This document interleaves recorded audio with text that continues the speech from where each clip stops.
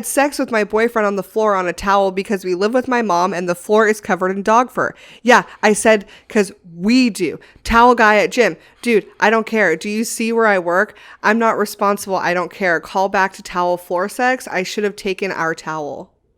What the fuck?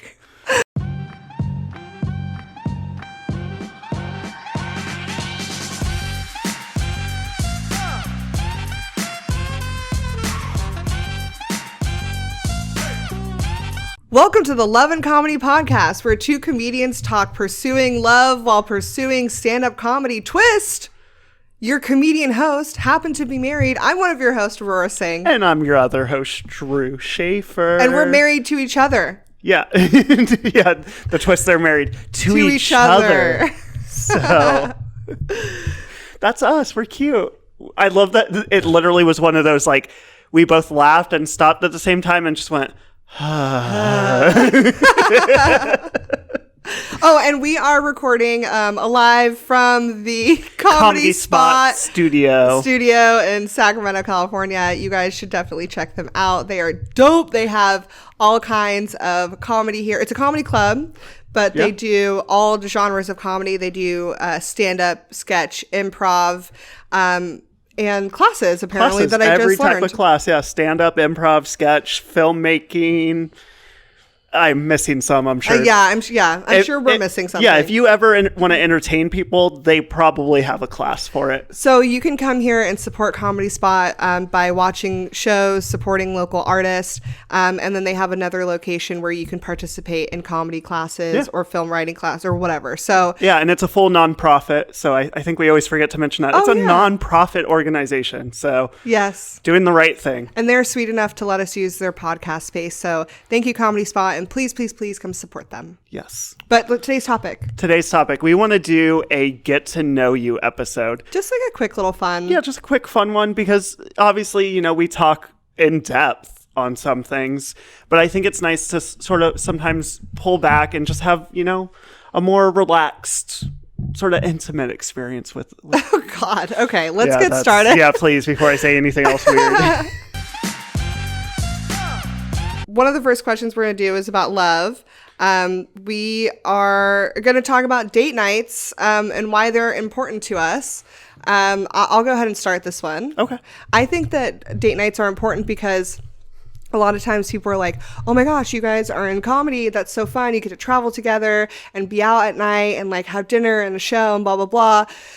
But what a lot of people don't realize, and sometimes we forget, is that isn't date night. No, that's not partner time. Yeah, it's not like intimate partner time where we can like sit down and talk and spend time together. Yes, we met doing stand-up, but what really bonded us wasn't like stand-up. It was the connection we had, like listening to music and eating dinner and traveling. Like those are the things that like made us want to be together. Exactly. So date night is important to me because we can step away from being the entertainment and just spend time together as a couple, as the Shafers. Which we need, It's like we're both basically working 2 full-time jobs each, just like... Yeah. With comedy, it's go, go, go. And it's like, oh, you guys were at a show together. That's so cute. You were on the same show. Like, that's such a great moment together. Or you get to travel together. And I don't know if you guys have traveled. Traveling is very stressful. Yeah. What? And like, when you're sitting next to your partner and like, you're a middle seat, window seat, like, you're squashed next to some stranger. Yeah. It's never comfortable. Never comfortable. So it's like people think, oh, you're always spending time together. That's quality time. That's what couples need. And it's not. We need so much more than that as a couple. I'm very thankful that I get to do this with you. And I think it's like, it's nice to know that someone's always kind of like looking out for me and is on my side and like rooting for me in this. And it's cool to be able to travel with someone I do feel comfortable with. Yeah. But yeah, we need to have date nights. We forgot about date nights. For a while, yeah. We kind of have recently, too. We've both been really busy. But what made us do date nights again? So it's something I'm going to encourage for, any couple out there. We did a couple couples therapy sessions. That's a lot of use of the word couple. We did a few couples therapy sessions together. And it was something where with that therapist, it was really like he pulled back to just the basics. Like, hey, when you first met, what drew you to each other? What did you love about each other? And it's like, okay, are you guys still doing those things? And we're like, we don't have time. And it's like, what do you mean you don't have time? Because like what I've read somewhere, and it's what sticks with me, anytime you say, I don't have time for blank, rephrase it as, I didn't prioritize blank. And then see how that makes you feel. Like Changes if you're like, your mindset. We don't have time to hang out together versus we don't prioritize hanging out together. Ooh. Oof. Oof. Ooh. Oof. Because that's what it is. It's like you have time. Like, are you spending that time watching TV? Are you spending that time getting drunk and like at a bar? Like, reprioritize. A lot of the time, Drew and I, because we are on so much, like when we're at shows, traveling, all this stuff, we're in stress mode. We're learning, we're taking information, we're entertaining people. When we would come home and we would decompress, we would be on our phones. We'll watch TV to quote unquote bond and be together. But what started to happen was that like I was like seeing this man in the room watching TV and being like, what is he thinking about? Like, what's going on? Like, and I started to feel less connected. Yeah. Because of those like ways that we decompress. So now, even lately, we've been so busy. I've been traveling. You've been traveling. Yeah. We're doing date night every week and prioritizing the time. But the past like few weeks, we literally haven't had the time. Literally, like, I literally have not. There aren't enough hours in the day. Yeah, we're in different states. Yeah, so haven't had the time. Yeah, but what I've noticed is that you and I, even though we haven't had time for date nights, when we are together, we like put our phones down, we talk, we pause the TV, we like check in, and I think those moments are really important to create, even if you can't be like, let's go to a cooking class. It's like, you don't always need to like go do date night. It's about just making sure that like you have that connection with your partner that is from the beginning, like the basics of like, when we first started hanging out, we would literally just like show each other songs that we liked. Yeah. You know, and talk about them, you know, and just having those things that like, oh, why are we 9 years later, like, still with each other, like remind each other of that. The fun things that we've done. And it's like, I think even lately, we haven't committed like a full night to just that, but there have been moments where it's like, we'll be traveling together and it's like, hey, right now, let's just go do this together alone. Let's go grab a bite to eat and just be with each other for a second. I think that also helps to like, for me, I won't speak for you. Mm-hmm. It helps me stay grounded in the moment because like traveling is stressful and traveling to perform can be very stressful. Mm-hmm. And so like if you are like, hey, let's just go sit down and like go do this thing, then I am like, okay, you know what? You're right. And I'll put my phone down and I'll be present in the moment. I won't be thinking about X, Y, and Z of what I need to do, where we need to be, what's going on. I'll just be like, all right. Okay, cool. Yeah, let's just go take a breath and have some coffee or something. Yeah, you know, and it's been nice having a few of those little moments. Yeah, so I think it's just balance and like making sure that no matter what happens in this world, like at the end of the day, we chose each other, and so we have to just make sure we prioritize each other in some way, shape, or form, even if it isn't fancy date night or like planned out. I shouldn't even say fancy, just planned out date night. And that's really what it was. It was like plan it out. Even if it's just a night in together, just plan it out. Yeah. And plan it out, but if you can't, then recognize that. Yeah. And take a second.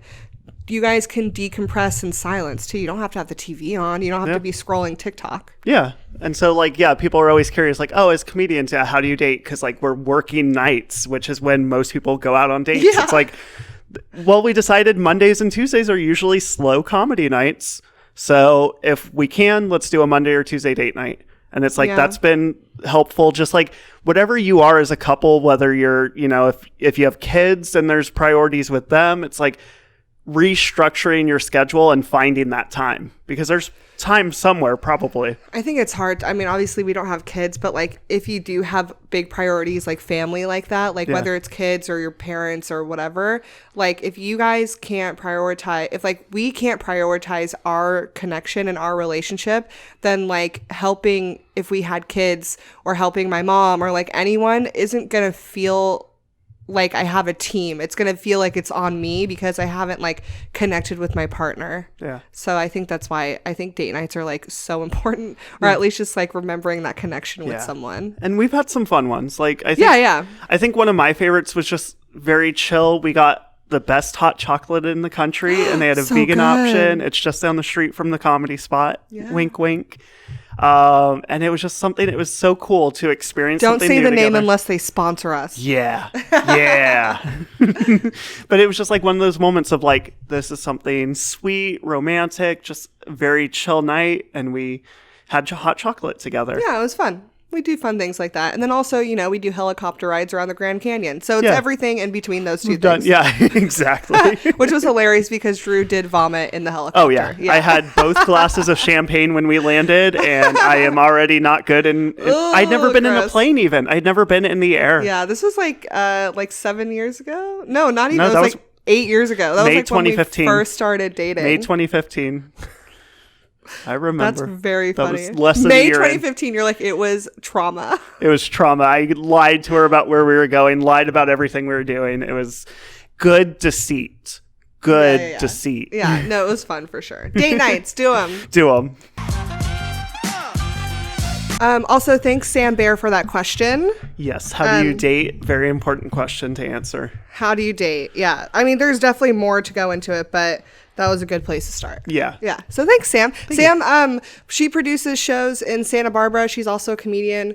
So if you're ever in Santa Barbara, check out Bear Cave Comedy. Yeah. And go to those shows and support her because they're really fucking awesome. And we're actually going to go do them this month? This month, Oh April my God. 28th and 29th? Yeah. Yeah. Oh my gosh, we are, Sam Bear. are. We're going to see you soon. I'm so 27th excited. and 28th. 27th and 28th of April. Yes. If you are in Santa Barbara, come through, hang out. It's going to be fun. It's going to be a good time. We're doing 2 nights. 2 nights. And one of the shows is at the Wildcat. Yes. Have you been to the Wildcat? I've never been, but I've heard about it. Oh boy. Yeah. It's a good time. Yeah. It is Katy Perry. Oh man. Her bar. Katy Perry is from Santa Barbara. I found out last time I went to Wildcat, and she wrote last Friday night about this bar. Yep. So we'll be there. It's a good comedy. time. Yeah, we're going to do stand up there, and then we'll hang out and dance the night away. Yeah, perfect. That's a great transition into our comedy section, too. That is. Okay, yeah. So, well, you're doing the comedy section. Yeah. Oh. You're like, I'll be ready. quiet. For comedy today, we have 2 questions that we think are pretty interesting, pretty fun. The first one is, what would you do if you didn't do stand-up comedy? Like, what would your career be? You go first. Okay. Well, for me, so a lot of people know, but maybe you don't. I used to be a teacher. And I would love to be like, oh, I would 100% still be a teacher even if I wasn't doing comedy. I don't think I would be. I think like the punishing kids part was never going to click for me. It's just not. I think more and more, like when I talk to people, I would definitely be doing something that helps. Like I was talking to somebody yesterday and she was saying, oh, I'm going to school for psychology. I want to start a nonprofit to help people in like at-risk communities. I'm like, I would love to do that. So you would still be broke. I would still be broke, yeah. Okay. But I maybe would do a for-profit help situation, not like maybe not a nonprofit, but like I feel like I'm so addicted to making people feel better. Like to me, like my worldview is like life is tough for pretty much everybody. And if you can find a way to help people not have such a tough life, do it. And so for me, like comedy is like the break that people need in their lives.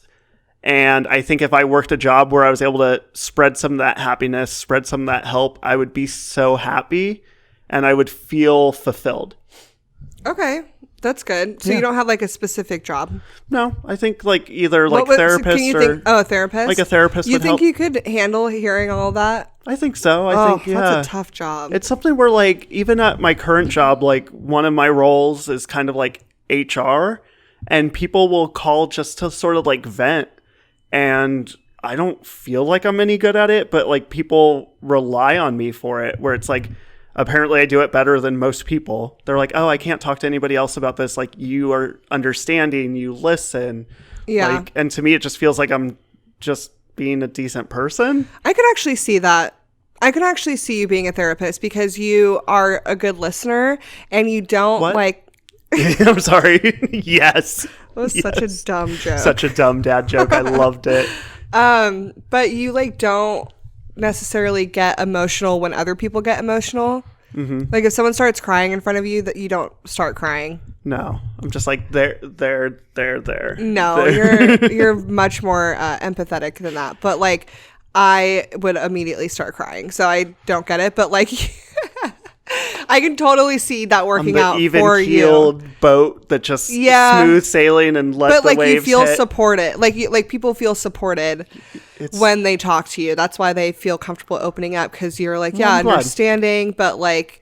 You won't necessarily start crying with them, which is good. Yeah, so either like therapist or like a lawyer. I would just be filthy rich, just representing all the bad guys. I would hope that if we met and you weren't a comic, you would be a filthy rich lawyer. Filthy rich lawyer. Like I love argument. I love debate. I went to nationals in debate. I don't know if I said that in one of our other episodes, but like, I love debating and I love writing papers. I love reading law. Like I understand it, so it's fun. But I'm like. That's why your comedy's swaying more that way now. Like, I think so. Yeah, debating why certain things are important and other things aren't. So that makes sense. Yeah. How about you? I would be an epidemiologist. Yeah, I remember this. I want to hear about it. Yeah. So like I was pre-med in college and I really wanted to go into sports medicine. But I was like sitting in a lab one day with like it's like a 3-hour lab that you take in addition to your classes. And we were like, my classmates were talking about medical school and how excited they were to go to labs and do this and that. And I was sitting there and I was like, oh God, I don't think I'm excited for any of that. And like bad idea to try to go to medical school if you're not 100% in because it is so tough. I had to take an epidemiology class for my degree and I loved it. I got an A in the class. Like it was the easiest A I've ever gotten in my life. Not because the class was easy, but because I loved it. Yeah. Like I enjoyed finding the trends and patterns and like, I guess I just like that kind of stuff. Like when there's trends and patterns and it's easy like that that is easy to me. I don't like math. I don't like trying to figure out like marketing and what people like. I don't like any like all the business classes. I didn't like that. I didn't like the tech. I didn't like the math. I didn't like using a centrifuge. I didn't like using a microscope. Like I didn't like any of that stuff. I really liked cutting into things. That's concerning. And when I say things, I mean like animals and people. Just say it. Yeah, you cut open a cadaver and you were like, I never cut open a cadaver. Oh, okay. But I did work with cadavers that were cut open. I thought you cut open its woohoo. No. I was in an anatomy lab where we were learning about the reproductive system. Okay, and there was 2 cadavers. Yes, there's 2 cadavers, which if you don't know in science terms, that is people who have donated. Body. It's people who have donated their bodies to science. Wow, that's like such a bureaucratic way of saying it. Like people have donated consensually to have their body donated to science. And just so you know, if you do donate your body to science, it could end up in an undergrad class and you're going to have assholes like me looking at your dissected penis. It was literally, okay, well, there it is. Aurora's like, I wish I had gotten to cut it. So I guess I wouldn't. So if I did go to medical school, I think instead of sports medicine, I probably would have gone into surgery. Okay. And I probably would have been some kind of surgeon because I then I don't have to really talk to people and I could just cut open. And it's kind of like, honestly, it's kind of like being a mechanic. Like you just go in, you cut, you know the lines, you know where things are supposed to line up, you sew it up and you're done, right? True. And then you learn tips and tricks when things maybe don't go the right way. And then you learn on the fly and you just keep going and you save people's lives, which is dope. Yeah. But, without the medical part, I probably would have gone into epidemiology. I loved learning how diseases spread. I loved seeing patterns. I loved I loved the idea of maybe working for the CDC and getting to like track things and like being the one that's like, oh, I found it. Let's stop it before it spreads. Like that drama to me was really exciting. And then all of those jobs make a ton of money. They do. So I would have been happy with the paychecks. That would have been nice. I remember when we first started dating, I bought you like a Time magazine that was like how viruses spread. Because we had talked about how much you were into it. And I gave it to you and you never opened it. And I'm like, what if you had known the cure for COVID? What if you had been like reading it like, oh yeah, and viruses do this. Oh, I had know other how to solve it. priorities at the And you were time. just like, nope, I don't have time, and then got busy, and then yeah. It was a good gift though. It was my. It wasn't expensive. It was like $8. Yeah. It was And nothing. So I just had other priorities, but I love it. That's I would be an epidemiologist or a surgeon. yeah, that'd be really cool. Which is so weird to think I'm a stand-up comedian. Total opposite. But my other job would have been cutting people open. Yeah. Yeah. Well. I mean, as a comedian, you study what makes things go viral.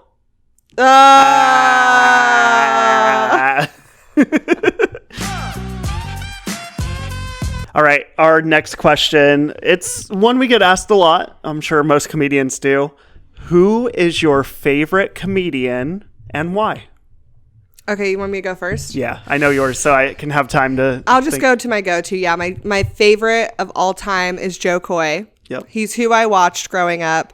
When my mom would say like, okay, go to bed. And I'd be like, yeah, for sure. I would stay up late and watch Comedy Central, and Joe Coy was always my number one favorite. He's like, when I went to my first open mic, that's who I was like channeling in my head, like what do I love about Joe Coy? What makes me like so drawn to the stage and comedy? And it's the way that he is on stage. He's like himself. It's fun. It feels like a party. It feels like he's like welcoming you into the home, and he's just like telling funny stories. Yeah. And I think part of the reason why I really love Joe Coy is because it kind of reminds me of like my family, like. And maybe it's a cultural thing. Like he's Filipino and I'm Haitian and Indian. And like when my families get together, it's very loud and fun, and people are laughing and talking over each other and like listening to music and dancing. And that's what I think I loved about him. And so that's what I was thinking of when I went on stage. Now I have like, it's hard to pick one that I love. And I still love Joe Coy. He's still my number one, but God, I love Taylor Tomlinson. Of course. Not just because she's funny, but she's a fucking cool person. I've met her before, and she was just so sweet to me. I got to open for her like years and years and years ago in a basement in Vacaville. But she was fucking dope. So I love her. I love Michelle Buteau. She's also half Haitian, and I just really relate to a lot of the things that she talks about on stage. She cracks me up, and she's also a very sweet person. Yeah. I've never met her, but we've DM'd on Instagram. Yeah. She responded. She's she's sweet. I'm trying to think if there's anyone else. Joe Coy, Taylor Toms, Michelle Buteau. I don't know. Are there any comedians maybe that you feel like you're similar to, or do you feel like you're like carving your own brand new path that nobody's done before? I think I'm similar. I think you always kind of pick up like traits of comics that you like. I think I'm a mixture between like Michelle Buteau and Taylor Tomlinson. I can see that. Because I think Taylor Tomlinson has this like way of speaking the truth from negative experiences and making it super relatable. Yeah. And Michelle Buteau is an entertainer. You know, she's a strong writer too. Great stories. But she's a storyteller, and she is an entertainer. Yeah. Like when I watch Michelle, I'm just like having fun. Right. Yep. And I think I get that from Joe Coy too. Yeah. The entertaining part. And I think I get more of my swag from Joe Coy. I think I get the entertainer part from Michelle Buteau. And I think I get more of my like dark writing style from Taylor Tomlinson. And a little from Anthony Jeselnik, who I just worked with. Yeah. So I look up to him a lot too, because he takes a dark spin on jokes and then puts a smile at the end, and he gets away with it. And I respect it, and I love it, and I do that too. It's fun. Who are your top comedian? Who's your favorite one? Pick one. Your favorite. Why it's so hard, because it's like what day is it? What mood am I in? Are we talking all time or right now? Like there's so many. Someone goes, gun to your head, bet your favorite comedian, go. I think I would say Nate Bargatze right now. Great. Like amazing comic. He's been good for so long, and everybody now knows who he is. And it's just fun to watch his stuff, where it's like he plays his character perfectly. It's fun stories. And it's just fun to, like, we've all said or done things that were dumb. And, like, sometimes he's the dummy, sometimes other people are dummies. And it's, like, in such a positive, clean way. Like, he's one where, like, you watch the whole set and you're like, oh, wait, that was clean. Like, there was nothing. It doesn't feel like he has to pound, like, I'm clean. It's just, like, he's just telling his life.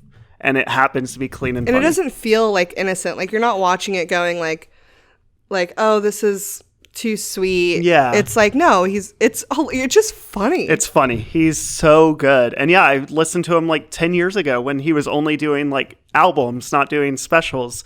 And that stuff, honestly, like, I wish he could go back and redo it for the audience that follows him now. Because I feel like people watch Netflix, they don't go back to like listen to people's albums. But his old albums were so good. Yeah. Like, so many fun bits where he had like one where he's like, Kmart always looks like a store that's going out of business. Oh, I remember that one. Like, just everything. And he's like, and he talks about like Walmart versus mom and pops. He's like, Walmart's great. It's open no matter what. There was a fire in one of the aisles and they just shut down that one aisle and stayed open. Yeah. Versus a mom and pop shop, you go there some days and it's like, oh, we're closed because we're sad. Yeah. Everything about him is just like so funny. So he's been a favorite for a long time. So now you can open it up. Okay, so as far as who I'm feeling like I'm kind of similar to, more and more I'm seeing similarities to like Pete Holmes. Okay. Like some of that religious trauma, silliness. Like, I think at the end of my set, like, I'm a very positive, silly, high energy person. And I feel like that's a lot of Pete Holmes. And even when he talks about maybe some negative stuff, it's like in such a silly way that you still like him and you still are on his side. So I really, Pete Holmes is one. I feel like I'm trending that way. Kyle Kinane is always a fun one. Like, he has so many great albums, great bits. Kyle Kinane's dope. He's cool. Yeah, he's super cool. I've like, also met Kyle Kinane. I've also met Nate Bargatze. Yeah. The weirdest thing, please tell the story. We went to go see Nate Bargatze at Punchline a few years ago when he was running not his last special, but the special before that.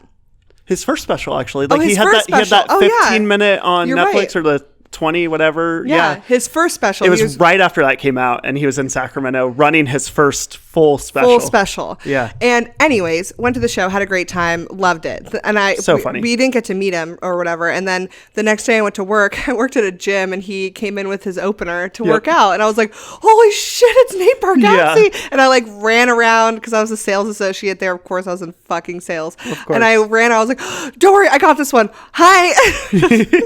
And he probably was like this psycho. And I took a picture with him in his opener, and he was really cool. But yeah, I met him. And then Kyle Kinane I met because I was at a comedy festival in Pittsburgh, and the producer invited a bunch of comics over the next day for tacos and at his place, and we were all hanging out. And I was like talking to a comic about this one-liner competition we were doing the night before, and I was like talking to her, and I was like, I'm so sorry to interrupt. Is Kyle Kinane sitting behind me?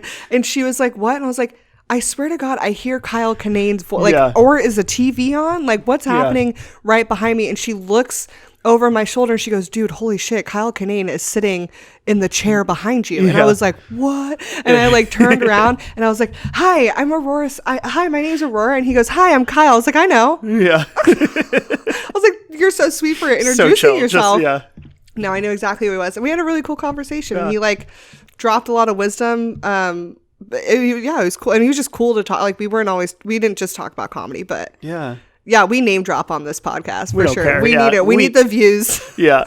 And it's fun. Like, comedy's just been like, we know so many cool comedians. We've heard of so many great comedians. We're starting to work with some of them, and it's just like, it's so much fun. Yeah. Last night, because I was working with Jessie Johnson, I told her how I got really drunk at the comedy store. Oh yeah. And I vomited and then told Bobby Lee to fuck off. Yep. Like years ago. And she was like, I'm going to tell him that and see if he remembers. I was like, Jessie, no. Yep. You shouldn't have told her. She's going to I know. But if he does remember, it's like hilarious. You know, it was like 1 year into comedy and just being stupid at this. I was there to watch a show, you know. I would never do that now. That's so funny. Ugh.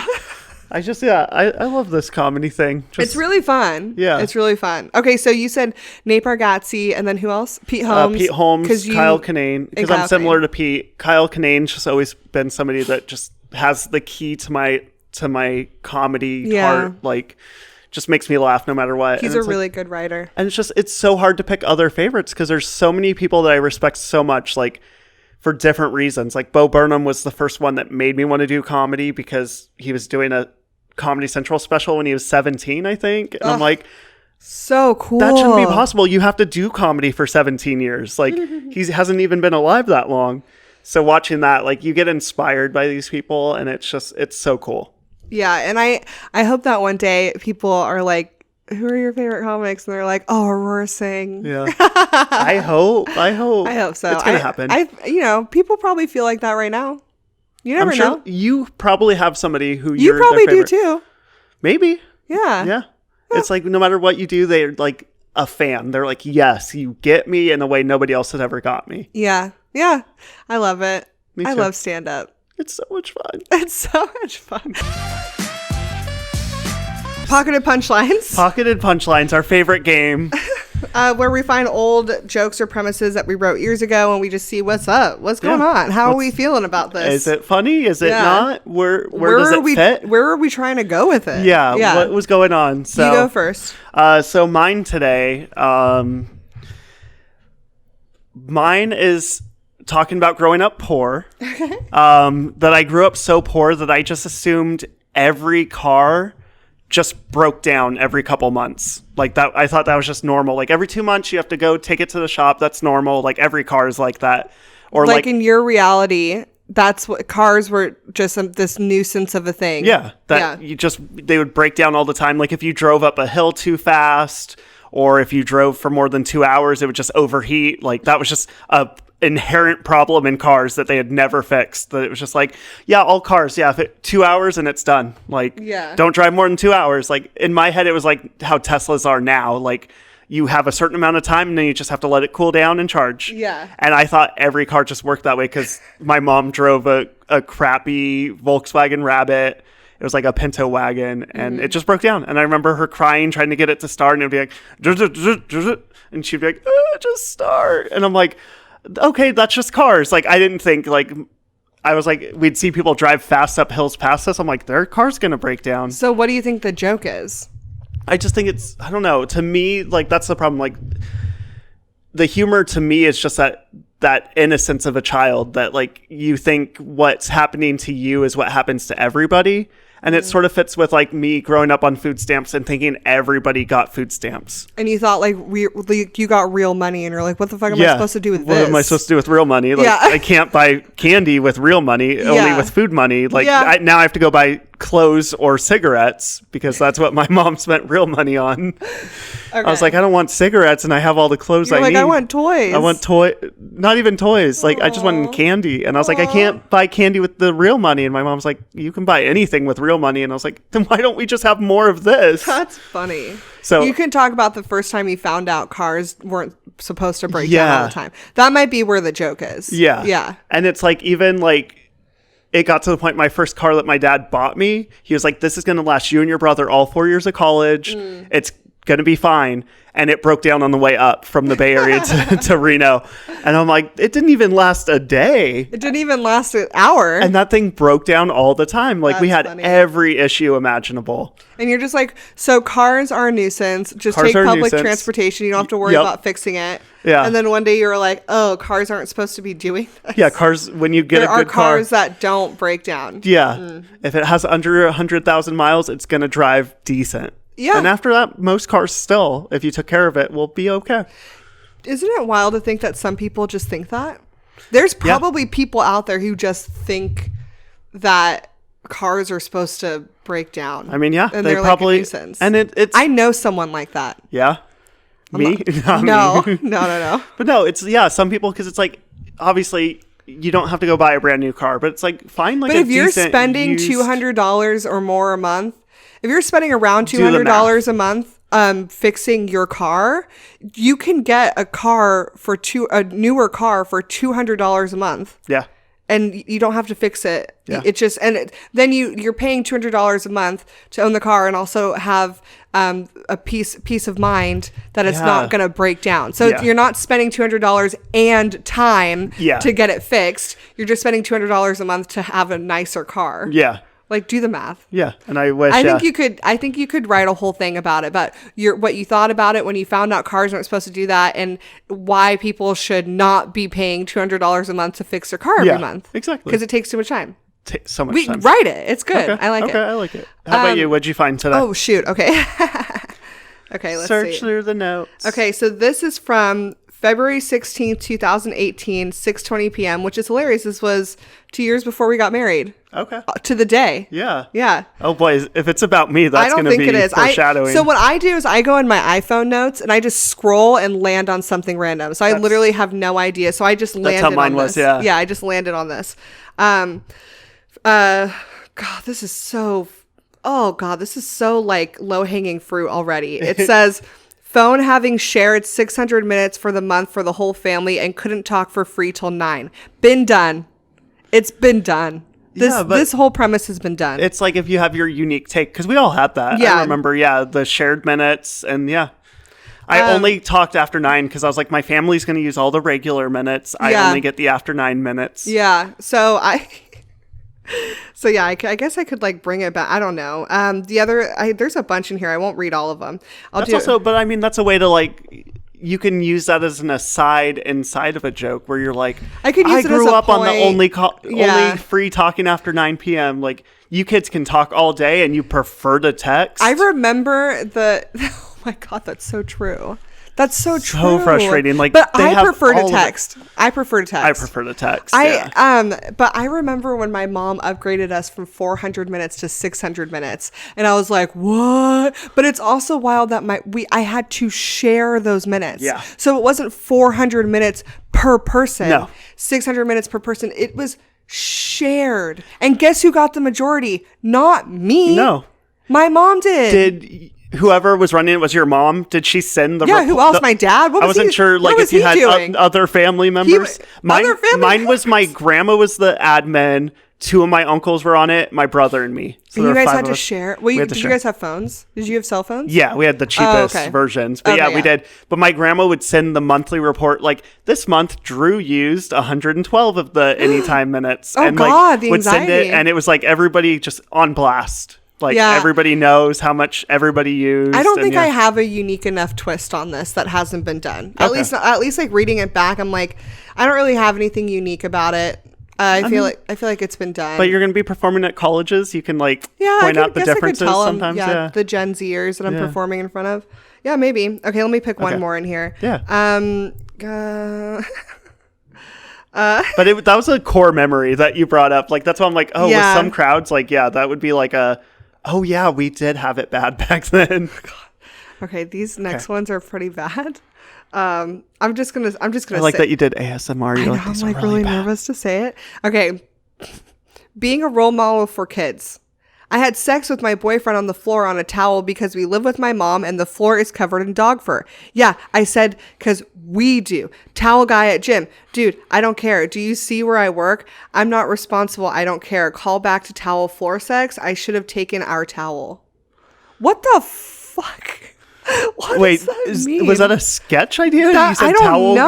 Guy? Yeah. Oh, because I think there was a guy at the gym that was like asking me for towels, and I was like, I don't care, dude. I'm getting paid minimum wage to be here. Yeah. You know? And then I think I was trying to make a callback to the towel that we laid on the floor because our bed was too squeaky. Yeah. And my mom was... Facts. My mom's room was one right next over. door, yeah. Yeah.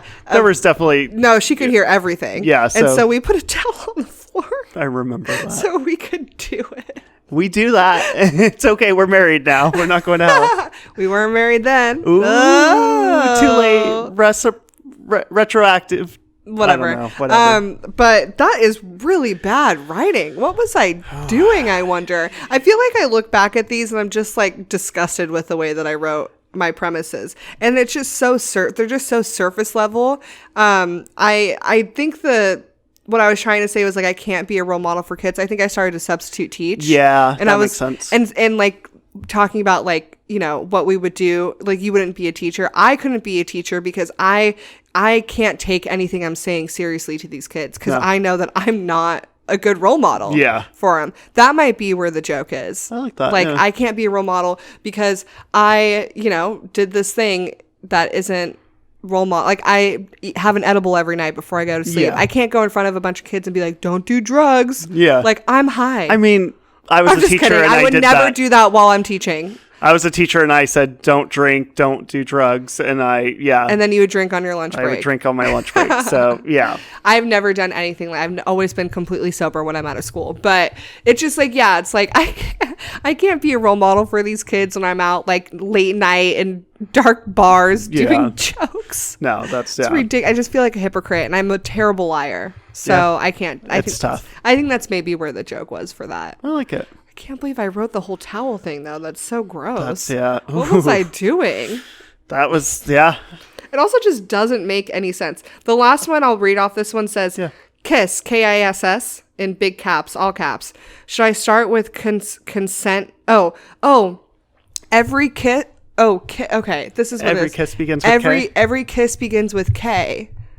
No, every kiss begins with consent, assholes. It should be consent. That's what it starts with. I'm actually going to bring that back. That's funny. That's That's perfect for your college. Yeah. Oh, that's good. Yeah, I'll bring that for the college stuff. Yeah.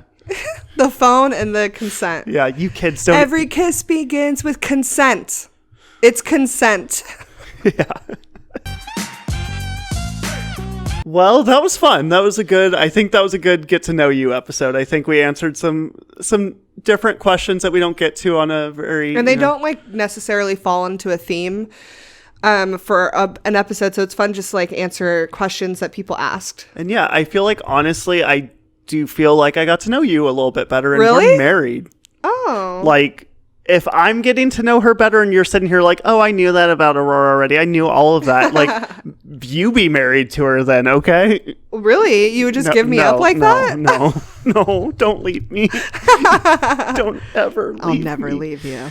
I'm here forever. But it was fun. I think they got to know us. I think I even got to learn a little bit more about. I think I learned a little bit about you too. Yeah, it was good. I didn't know the car thing. That was funny. And thank you for listening. We release episodes every Thursday. And please follow us on the socials, The Love and Comedy Podcast. We're on Instagram and TikTok. So follow us one more time. It's The Love and Comedy Podcast. You know you're listening. And also make sure you guys subscribe, share, follow, comment, thumbs up the episode. Smash all those buttons. Smash them, hit them, abuse them. Except the dislike one. Don't. Except the dislike. Ignore every that other one. button. She's a bitch. Just let her live, right? Yeah. But all the other ones, smack the shit out of those buttons. Hell yeah. Okay? And then also, if you're on a platform where you can rate us, please rate our episode high and share us to people that you think might like the insight to comedy and whatever, and love. Please. So we appreciate the support. Please keep coming back. And we want this thing to grow. So, help us out a little bit. Be a homie. Yeah, definitely. And follow me. I'm one of your hosts, Aurora. Follow me at Aurora Singh Comedy. And I'm your other host. You can follow me at Drew Shafer Comedy on Instagram, TikTok are my two main ones. And yeah, we want to hear your questions. So send them to the podcast page, send them to our Instagram, send it to us DM personally, wherever you follow us. Please send your questions so we have things to answer and talk about on our next episode. Yeah, that's it. I hope you enjoyed this. Yeah. Love you. Love you. Bye.